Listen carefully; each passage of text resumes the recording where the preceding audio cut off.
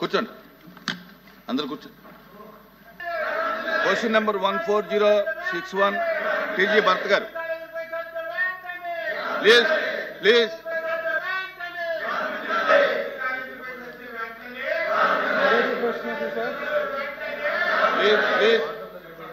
మొదటి ప్రశ్నకి సమాధానం 20 లక్షల జాబులు బై 2029 ఇస్తామని చెప్పి కమిట్మెంట్ ఇవ్వడం జరిగింది. సో 29 లోపల 20 లక్షల జాబ్స్ కల్పిస్తాం అధ్యక్ష. అలాగే కంటిన్యూ వింటే చెప్తాను. రెండో ప్రశ్నకి సమాధానం బిఎస్సీలో ఒప్పుకున్నమాట వాస్తవం అంటే ఇవాళ అనేది కాదు కదా. మొత్తం ఎన్ని జాబ్స్ అంటే దాదాపు 4,55,937 జాబ్స్ ఇవ్వడం జరిగింది. దాంట్లో మెగా డిఎస్సి నుంచి 15,941 అంటే 16,000 ఇవ్వడం జరిగింది నోటిఫికేషన్. సెలెక్ట్ అయినది 15,941. అలాగే వేరియస్ గవర్నమెంట్ డిపార్ట్మెంట్స్ నుంచి 9,093.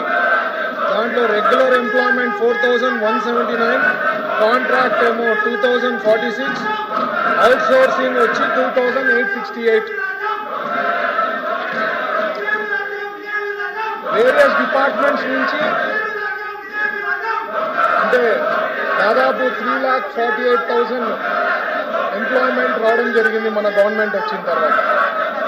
ఇది కాక అధ్యక్ష జాబ్ మేళాస్ నుంచి 82,012 జాబ్స్ ప్రొవైడ్ చేయడం జరిగింది. మూడో ప్రశ్నకి డిస్ట్రిక్ట్ వైజ్ పర్టిక్యులర్స్ వచ్చి మెగా డిఎస్సి నుంచి 15,941 జాబ్స్ ఇవ్వడం జరిగింది.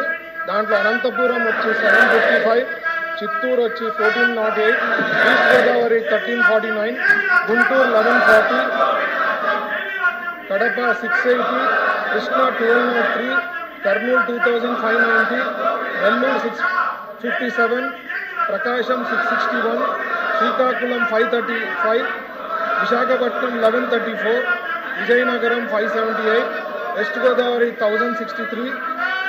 ఇవి కాక జోన్ వైజ్ జోన్ 1లో 390, జోన్ 2లో 330, జోన్ 3లో 558, జోన్ 4లో 667, టోటల్ ఇంకా స్టేట్లో 243. టోటల్ కలిపి 15,941 ప్రొవైడ్ చేశాము డిఎస్సి నుంచి.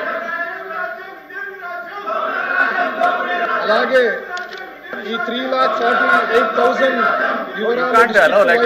హౌస్ ఆర్డర్ పెట్టకపోతే ఎట్లా అండి? మీరు హౌస్ ని ఆర్డర్లో పెట్టాలి. మీరు చైర్మన్